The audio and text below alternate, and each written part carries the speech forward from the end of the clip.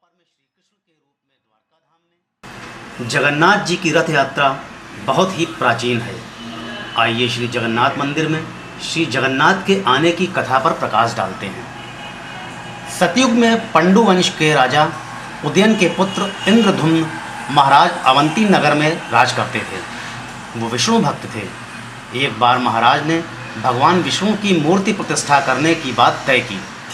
उस समय नीलगिरी में विष्णु जी की मूर्ति नील माधव के रूप में पूजित थी, लेकिन उस मूर्ति का पता किसी को मालूम नहीं था। राजा के दूत निराश होकर लौट आए। राजा का एक दूत विद्यापति नील माधव की मूर्ति ढूंढते हुए वहां पहुंचा जहां कबीलों का राज्य था।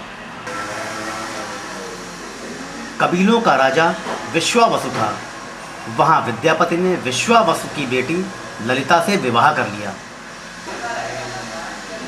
विश्वावसु नीलगिरी पर्वत पर एक शेर की गुफा में भगवान विष्णु की मूर्ति नील माधव की पूजा करता था, पर वो अकेले ही पूजा करने जाया करता था। इस जानकारी से विद्यापति को अति प्रसन्नता हुई। विद्यापति ने विश्वावसु के द्वारा किसी प्रकार नील माधव भगवान के दर्शन किए। बाद में विद्यापति महाराजा इंद्रधुम्न के साथ बड़ी भारी सेना लेकर आया, परंतु नील माधव की मूर्ति वहां नहीं थी। विष्णु जी भविष्यवाणी के द्वारा राजा को राह दिखाते गए और मूर्तियां श्री जगन्नाथ मंदिर में स्थापित हुईं। जगन्नाथ जी की उत्पत्ति के बारे में महाभारत, नीलाद्रि सहोदय और स्कंद पुराण आदि ग्रंथों में विभिन्न मत हैं।